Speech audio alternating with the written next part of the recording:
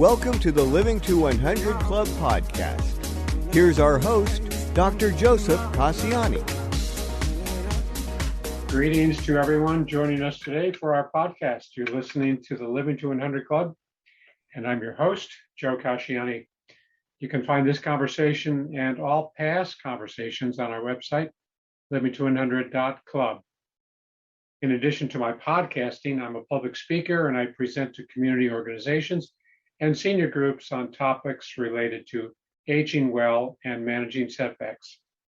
And on my website, you'll see options to sign up for one-on-one resilience coaching for anyone wanting more personal time to talk. I also provide consulting and training on clinical topics like depression and dementia. Now to our podcast, where we discuss successful aging, staying positive, and making more informed decisions. Our guest for this podcast is Louis Atlas. We'll be talking about It's Never Too Late to Pursue Your Dreams. Louis is an attorney and musician who has written what we might call parallel chapters over the course of his careers. We hear Louis's story about his dual careers in law and music.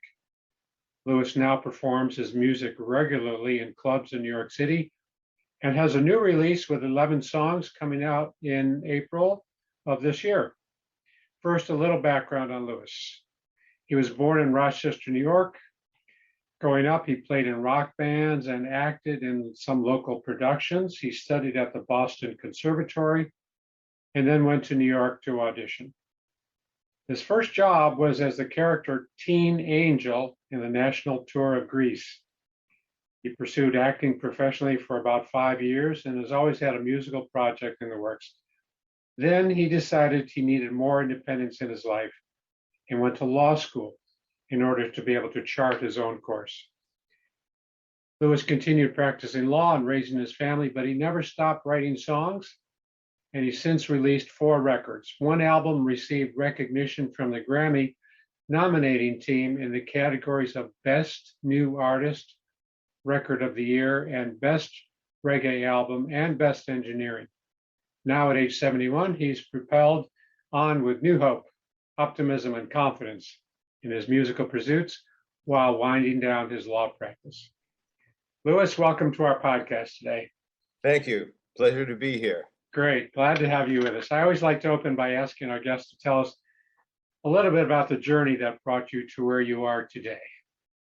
Sure. Well, I think you did a very good job there of kind of describing my history, but to get a little bit more in detail, with all of the above being true, one of the things that I tried to accomplish by going to law school was to have the independence that I wanted to not be reliant on auditioning all the time and other people's choices, which can sometimes get confusing. They say the thing about being an actor, well, I suppose it could be in any phase of entertainment, but an actor specifically is that you have to be used to rejection. Sure. And then you have to then train yourself to not be don't get negative from the rejection, and basically to disregard the rejection if you have faith in what you can do. And I did, I did have a lot of faith. I was very fortunate when I got to New York City. I immediately had success in terms of getting acting jobs and being in shows. And because I could sing and act, it was a plus. And therefore, I was able to get work, professional work, union work, which I enjoyed very, very much. And then, of course, there came a dry period in every artist's life where you have to do something else. Sure. And that's something else, often, can be anything, an office job, a waiter's job, a restaurant job, which I did. I didn't have a problem with, but then I said to myself, well, maybe what I should do is go to law school, so I have this to fall back on. And I did go to law school, and I did become a lawyer, and then I realized that if you fall back too far, you'll hit the pavement and get knocked out. Because Yes. there's really the idea of falling back on something is really not valid as far as I'm concerned, because either you do it or you don't do it.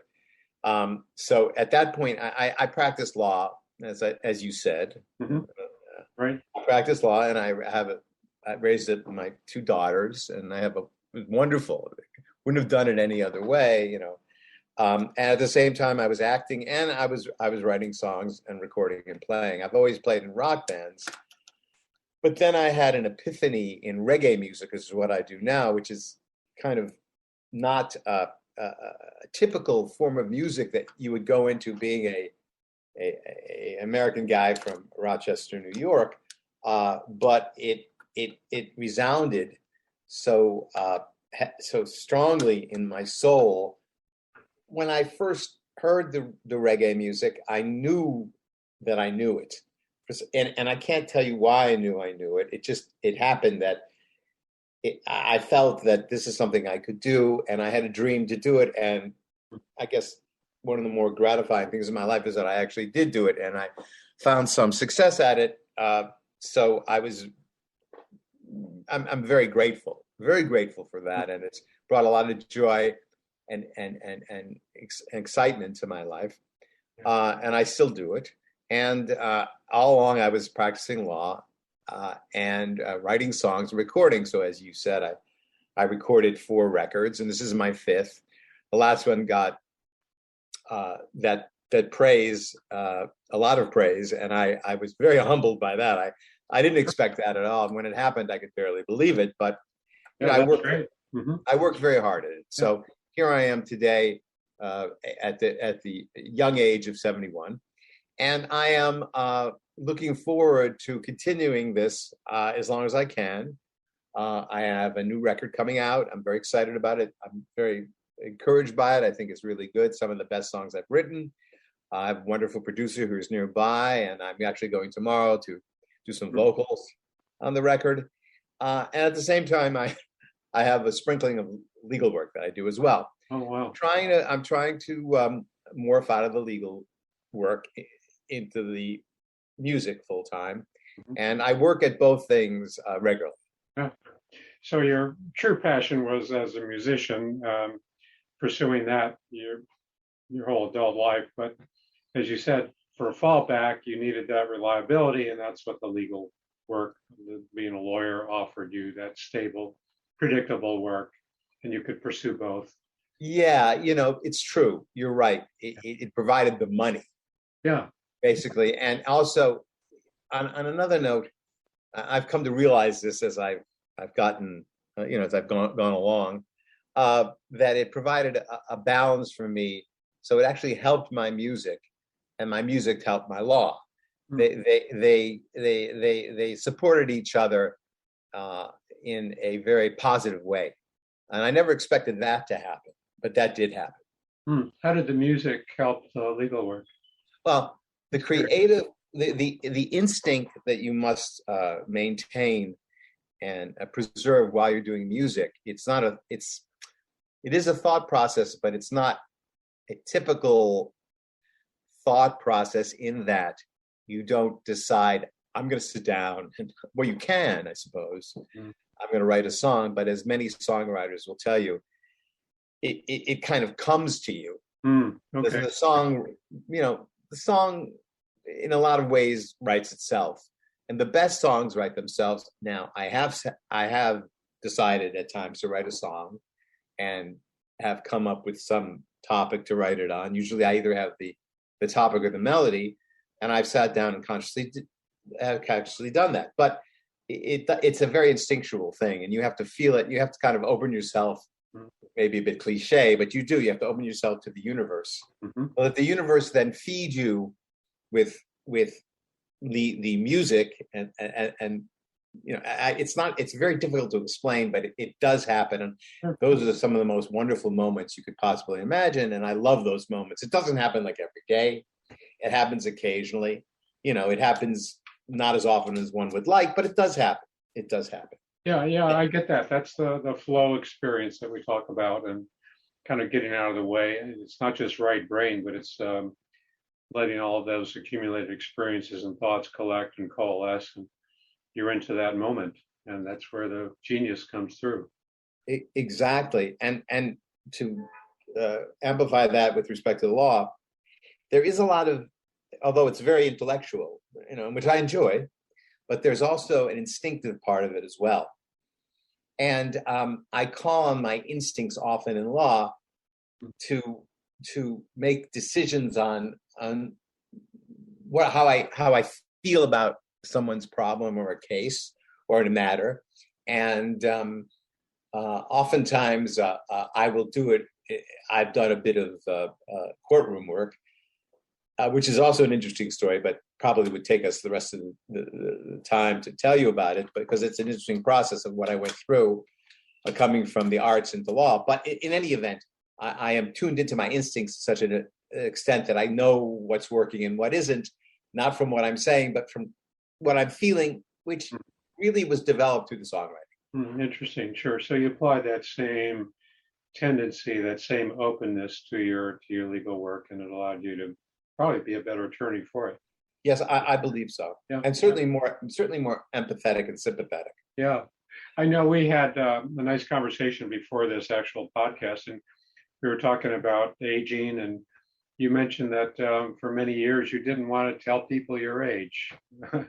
You just did on your opening today, but for years you were not so thrilled about telling people how old you were.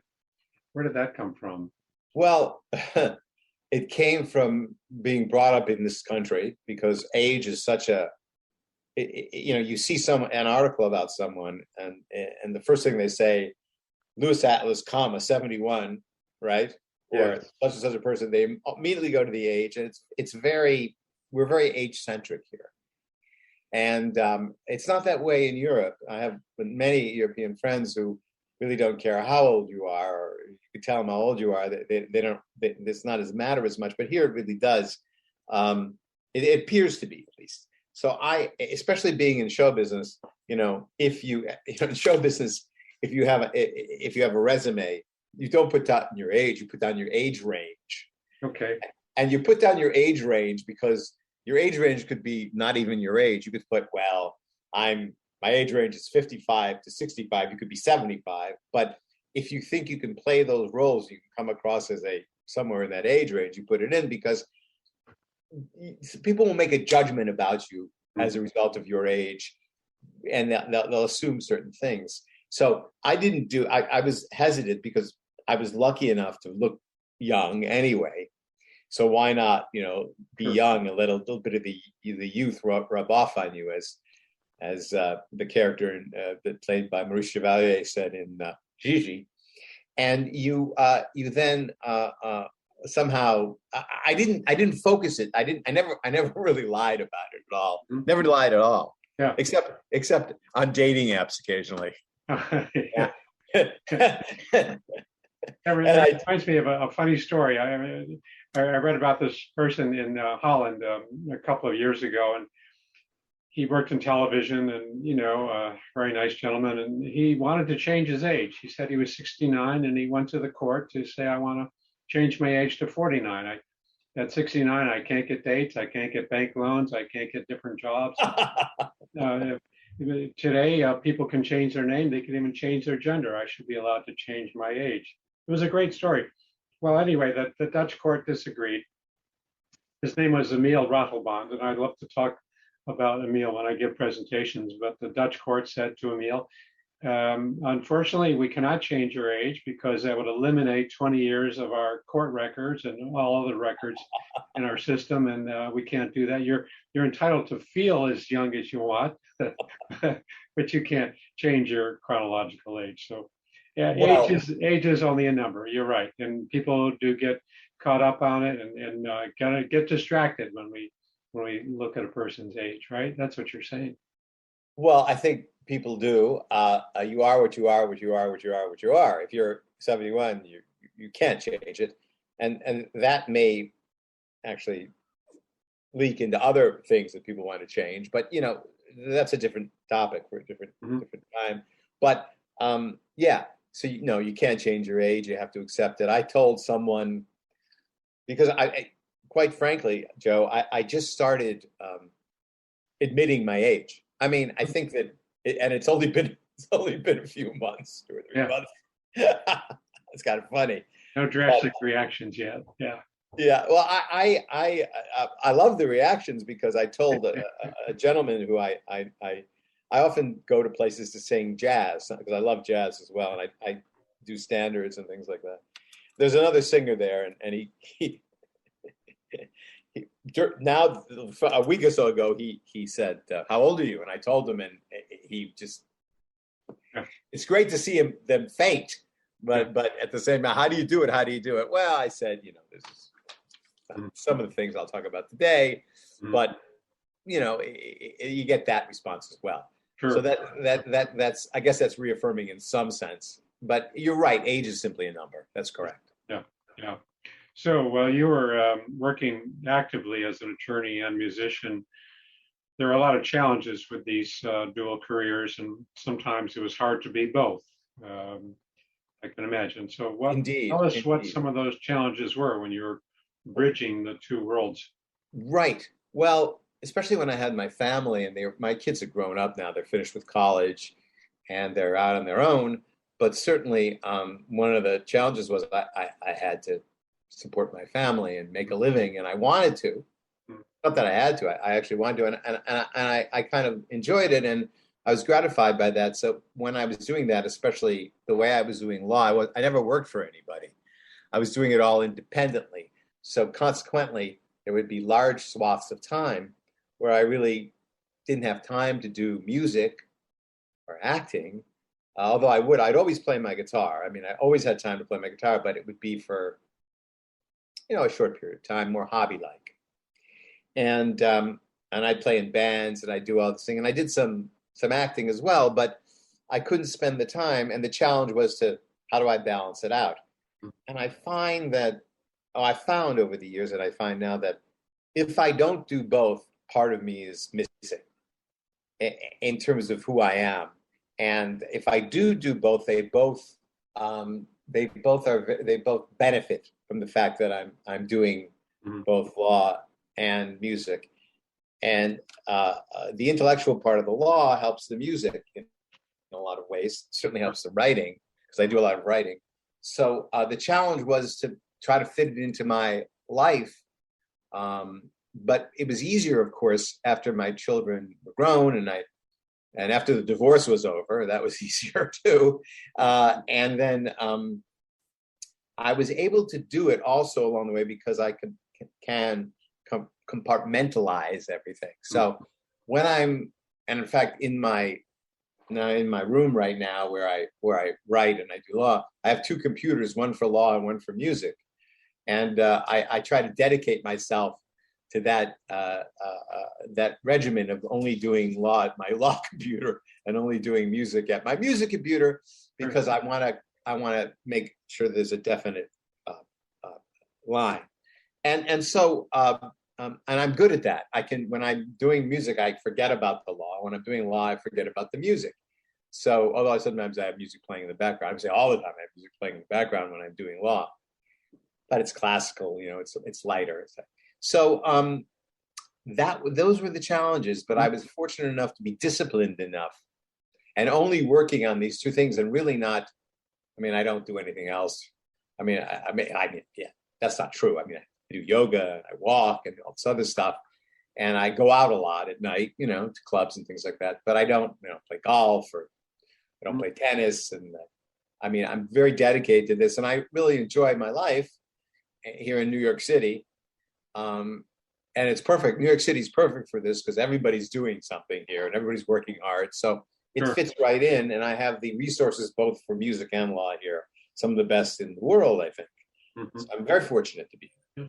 So there were some pressures with time constraints and being able to find enough time to do both careers. But at the same time, it sounds like one really complemented the other in a lot of ways, and it allowed you to be, as we already said, allowed you to be better as an attorney and a musician by kind of complementing and taking the best of both worlds and allowing that to kind of inform you and how you're gonna. That's exactly right. And I think the most important thing is that you are who you are. Yeah. And you make sure that I made sure that I pursued who I was, as opposed to leaving something that I was longing to do behind and then waiting for a time when I had the time. I don't think that waiting is a good thing. Yeah. I don't think the idea of retirement is a good thing. The concept of it, not the actual, not having to work anymore. Mm-hmm. I think that's fine. But the concept of it, that I'm saving everything for the last moment when I can do it, I think is for me, that never worked. Mm-hmm. Whether it was seeing my children when I was working so hard, going away with them in the summers, which I made a point of doing. Mm-hmm. So I didn't say, I'm going to wait until they grow up. Every summer we went away for a long period of time till I could spend it with my children. And I think that what worked is that I don't have to look back and say, gee, I wish I did this. I wish I did that. Because when I wanted to do it, I did it. You did it. I think that's very important. Good. Yeah. One more question about the legal work. Sure. Are you ready to make the leap and give up that altogether? I know you're very active as a musician performing, but are you ready to kind of keep that computer shut off and stay in? Oh, that's a great question, and I'm wondering, is anybody ever really ready for these types of things? But I think am I ready to do it? Well, what's lingering now, honestly, what's lingering now is the money. Uh-huh. Because although I make a little bit of money as a musician, I live more like I've made money as a lawyer. Although I'm not a rich man. I don't live high off the hog. Mm-hmm. But I'm certainly not worried about it either. I'm comfortable enough to, and I don't desire a lot of things. I mean, I like what I'm doing. If you just put me here and I could do this and feed me and clothe me and house me, I'd be fine. I don't care where it is, really. Sure. Although, as long as it's in New York City, but which of course is a challenge in and of itself. But the I've noticed lately, actually, interesting question, that it's very hard to do, to give it up completely. And also, along with what we were talking about earlier, I'm not so sure it's the greatest idea to do that, considering that's who I am. But for instance, giving today as an example, I got up at 7 this morning, and I've basically been working on music until this conversation, and with a little sprinkling of some legal emails and some filings and things, which I did going along. But basically, I've been working on music, lots of different aspects, the business of it, the performing, the rehearsing, the practicing. And I mean, you really have to, if you want to be something, you have to commit the time to it, and that I'm committed to do. But it's hard to let go. And I'm trying to, and if I get to the point where, which I think I will, where I'm going to say, okay, that's, I'm not going to say that's it. I'm saying if it just kind of peters out by itself, I'm fine. Mm-hmm. I'm fine. And I think that monetarily, I'm going to be just fine. And I also realize that if I'm going to make the transition monetarily, I have to put more time into music. And that's what I'm trying to do. Right. But there's no rules, and there's no reason to shut doors when they don't need to be shut, right? I mean, you can always... Exactly. Well put. Have it there. Sure. Well, let me ask you about your music. I know you performed in a number of different areas, but somehow the world of reggae kind of grabbed you. And as you said, it talked to you and you connected with it. Can you describe what it is that kind of gives Absolutely. You that juice? Yeah. This is one of my favorite stories, actually, and I've told the story on a number of interviews, and I've been interviewed, on Voice of America and various publications, and that's online. Yeah. I was a rock guy, I mean, I had a guitar, I had very long hair, and I played all sorts of rock music, and I played in bands. And I also love Motown, rhythm and blues, soul music. And I love jazz. I love jazz as well. And I also love musical theater. I was kind of raised on musical theater. But I went to Jamaica, and I came back, and I heard some. This was in the late '70s, and I heard some reggae music there, and I thought, and it sort of seeped into my subconscious. Mm. I'll try to make this as short as possible. I got back to New York, and I had rented a place in the summer out on Fire Island, which is a beautiful island here, summer place. And anyway, one day I was walking out to the beach, and I put on. It was in the Walkman days. We remember Walkman. A lot of my kids don't, but Walkman is and it was a tape, a cassette tape in there. I still have all these tapes, so I don't know what I'm going to do with them. There's no longer any cassette players. But in any event, I walked out there and I put on a Bob Marley record, and all of a sudden, literally, it stopped me in my tracks, and I felt something that was like I was, to put it in the vernacular, I was blown away by it. I felt something inside me that I said, "Oh my God, this is unbelievable." Well, then, already knowing how to play the guitar, I started playing it for myself, basically. And then I started branching out, and I started listening to every single reggae outlet I could, whether it's on the radio or going to shows. I kept going and going and going. And then and then I ventured out, and I tried to play it with some. I did play it with some bands, and I ended up forming my own band, which ended up to be a reggae version. It sounded like the Grateful Dead doing reggae. Huh. I mean, these were rock musicians, but they loved. And at that time I had begun writing reggae songs, so we played. It was actually pretty good. We played a bunch of places, but it was a sound that I still have some of the recordings. Was a sound that didn't really, now that I know what reggae really should be sounding like, wasn't really authentically reggae, but it was good. It was good. And then I progressed, and that band, of course, like every good band, split up. Then I found this producer who produces all my records, and he's been my producer since then, since I found him, which was in the late '90s, really. And he kind of took me to another level. He believed in my music, and as a result, I started playing with these really top reggae artists in New York. And I felt very positive about it, but I was, I was scared. I was a little scared. I mean, quite frankly, I would go to places. I would go to places, and I'd go anywhere, everywhere. Mm-hmm. No fear, no doubt, but actually performing this music anyway. Make a long story short, I had a big show I'm looking at the poster, 2006, and I was put on a bill with 5 other bands from Jamaica, and I went out, and there was a sound check. It was a huge place with TV screens, and I was lucky enough to get this gig because obviously somebody thought it was good, and anyway, I heard this one band as I was waiting backstage to do my sound check, and I was petrified. I said, I can't. These guys are from Kingston. I can't go out there and do this stuff. Well, I did. You did.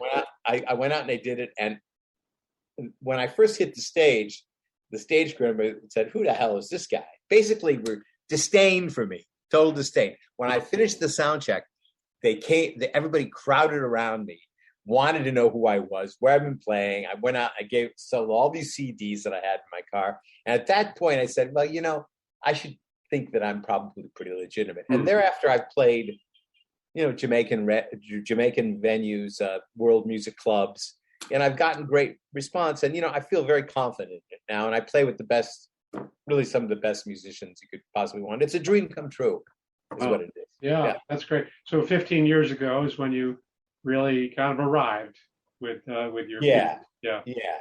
15, 16 now. 16 years ago. Good.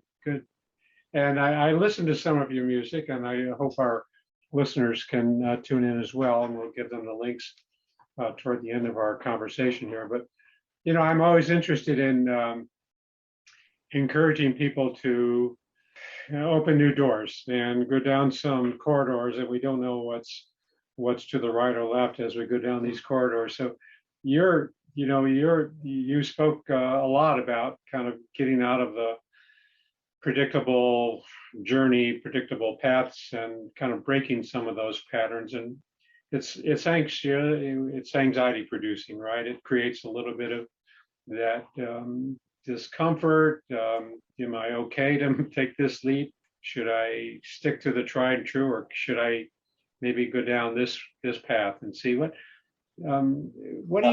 do you recommend to others who may be in the same place? Well, I'll give you. It reminds me of something.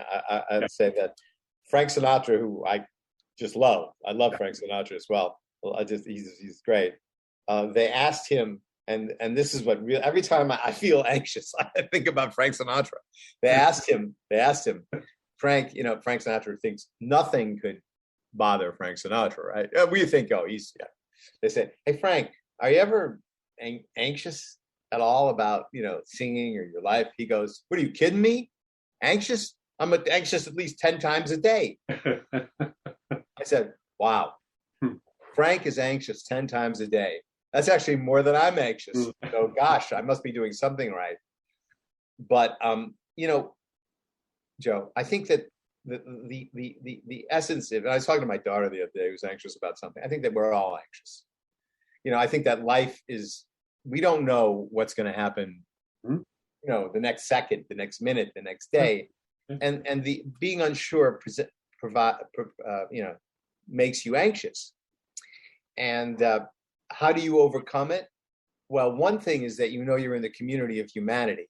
In the community of humanity, if you look at the guy or the woman next to you who's doing something, you just have to understand how, as sure as they may be, they're probably as anxious as you are. So that's one thing that can create comfort in that, the community of human beings, because we're all so similar, I think, that, we can say that, it's just part of life. So the question is, then the next question is, how do you overcome it? I think you just gotta, I don't know what the solution is to overcome it, except that you're anxious. Don't let it stop you from ever doing anything. Yeah. And don't worry about taking a chance, because people are very forgiving when it comes to that. You don't have to worry about being perfect. You don't have to worry about, I'm always worried about making sure I don't sing a note that's off pitch. But even if I do, people are, well, first of all, oftentimes they don't notice, and I notice it because I'm so critical. And we're also critical of ourselves too. Sure. So I think that overcoming anxiety is, in anything that you're doing, is just saying to yourself, okay, I feel this is true for me, therefore I'm going to do it. And whatever anybody else thinks about it, just disregard it. When I started writing songs, I would say, well, what are they going to think about it? And you send songs out. I just contacted a music publisher, and this particular music publisher it's kind of a big house, and they take in music, and then they say they'll send you back criticism of it. Well, I don't really care about the criticism anymore. It doesn't bother me if I feel that it's good. Well, I've gotten to the point now where I'm confident enough to know whether it's good or not. And there's plenty of songs that are over there in the wastebasket because I just don't think they're good enough for me. Yeah. So I think that you have to meet your own standards and don't worry about what everybody else is saying. Yeah, we can be a pretty good judge of our own performance. And I had a guest on a couple of weeks ago who talked about this very topic, and she, after she retired, she took on a number of really big steps for her. She trained for a 5K marathon. She wrote a book. She started some other. I heard that one. I heard that. Cast. Yeah, Jill Phillips. Yeah. And she said she started when she was most successful is when she stopped listening to other people kind of disapprove or predict problems or why you're doing that, Jill. And that was great. And I like what you said about being anxious, because we do accept it, but we don't want to let it stop us from taking those steps, because we don't know what opportunities are out there. There could be a lot of excitement and great opportunities out there. And we're inclined to stay in our comfort zone, right? That's safe and predictable. And Way. cozy, and we step out of that comfort zone, and there's a lot of unknown. But that's where the real enjoyment, that's where the real opportunity comes. And Joe Dispenza, he's written some great books, and one of my favorites is called "Breaking the Habit of Being Yourself." And he talks about this very subject, that it's okay to let go of who you were and really be open to new things that are ahead of us, and don't shy. Well, Don't yeah, shy. but you never should let go of who you are. The idea of life, as far as I'm concerned, is the process. Life is about learning who you are. Yeah. And yeah, that's another thing. That Yeah. process should never stop. Once you stop figuring out who you are, then you've stopped living. Really. It's a process of, I do this, I'm like this, and being true to yourself, and doing these things. But you brought up a very good point, which I always think about: patterns. Patterns are very difficult to break. Sure. That's a big thing. Is that you get up in the morning, you do something. First of all, it's more comfortable, and why be uncomfortable?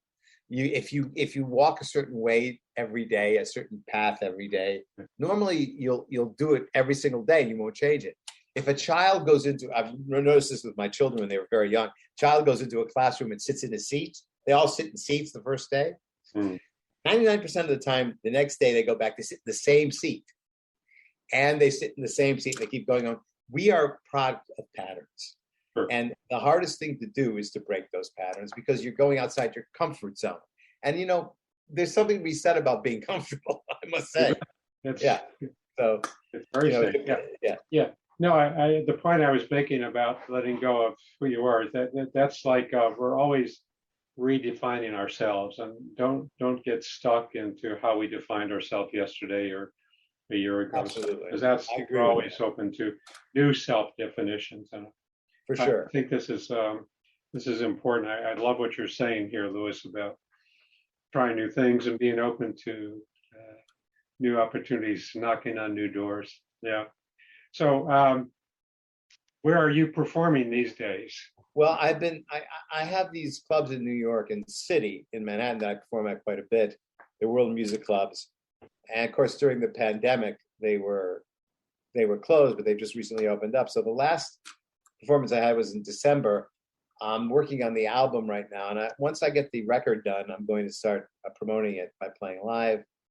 That's the hardest thing, is to get the gigs, especially in this area. But I do have some places that regularly book me. And they're wonderful. They give me the prime slots, and they've been very supportive of my music.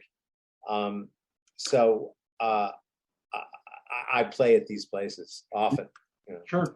And I have musicians who I play with, so hopefully they're available. Sometimes they're not, but I have substitutes as well. I have a whole roster of people, substitutes for if somebody's not available. So I've developed that.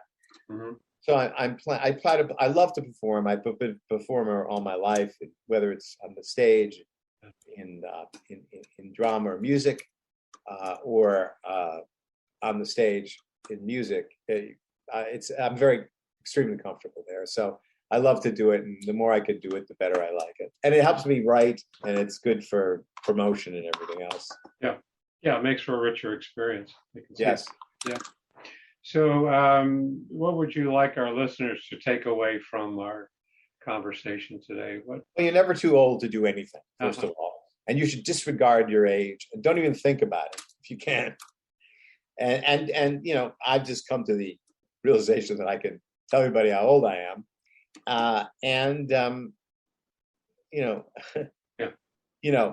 If I was to quote Bob Marley, don't worry about a thing, because every little thing's going to be all right. And you know what? It just happens that usually is the case. Yeah. And because tomorrow is something that we worry about, but it's no good because it hasn't happened yet. In the past, you can't do anything about. So live moment to moment. Mm-hmm. Be in the moment. Do what you want to do for that moment. Don't let anything stop you. Don't let it be your age, and keep your dreams alive.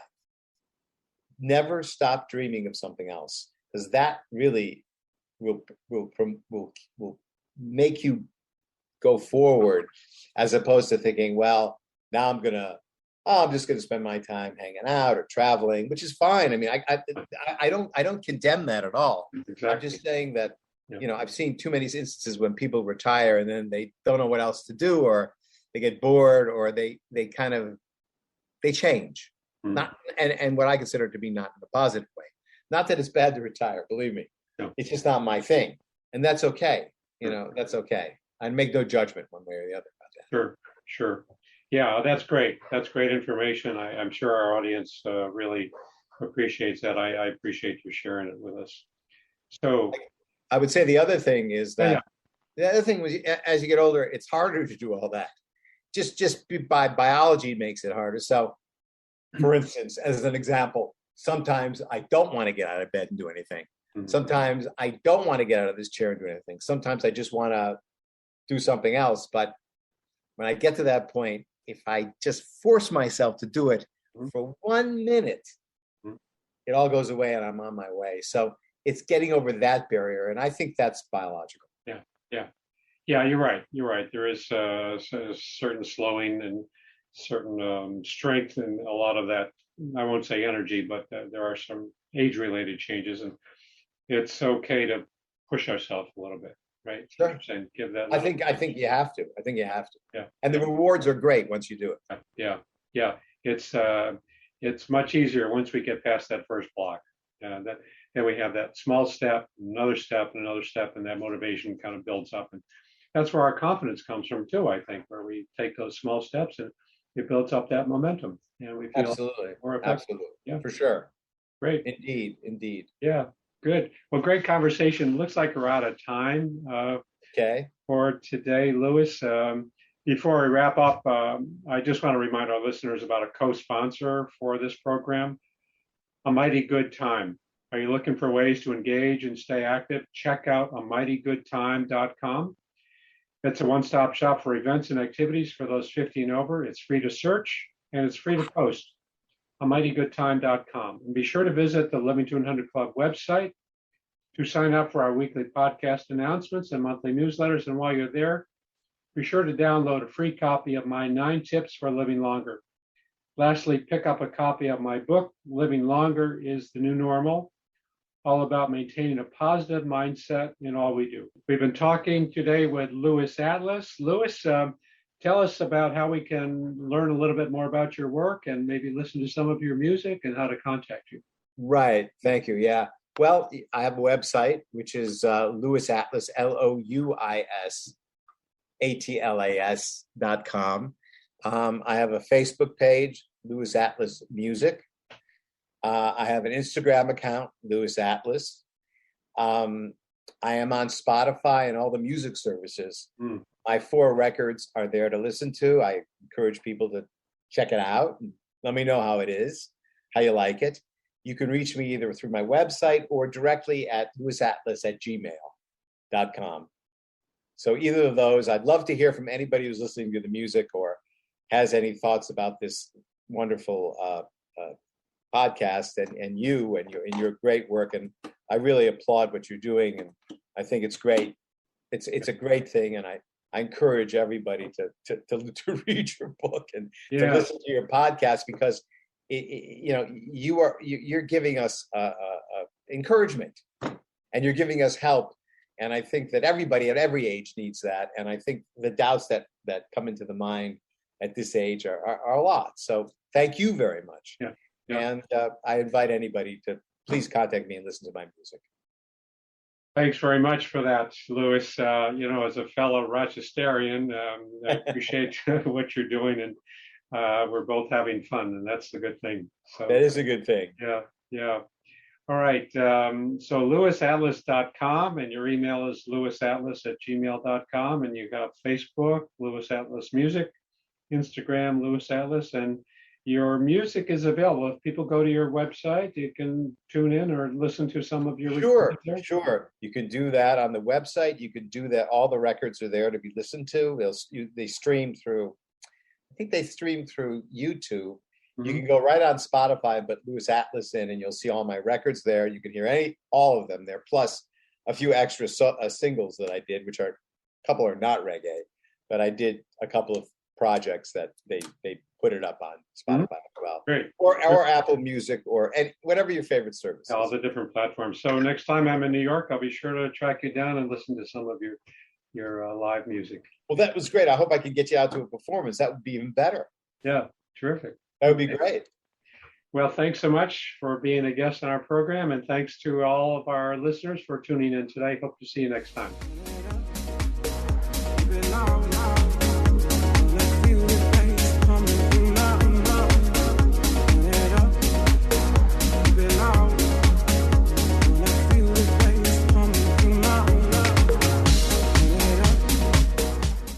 It's time to rethink, renew, and reimagine retirement. Hey everybody, Jared Sylvester here, host of Retire Repurposed. Now this podcast is about the non-financial parts of retirement, which many times can be even more challenging than the financial. We believe retirement is not the end, rather the beginning of what could be the most impactful, purposeful, and fulfilling season of a person's life. So don't retire, become repurposed. To listen now, search Retire Repurposed on your favorite podcast platform, Senior Resource, or Life Audio.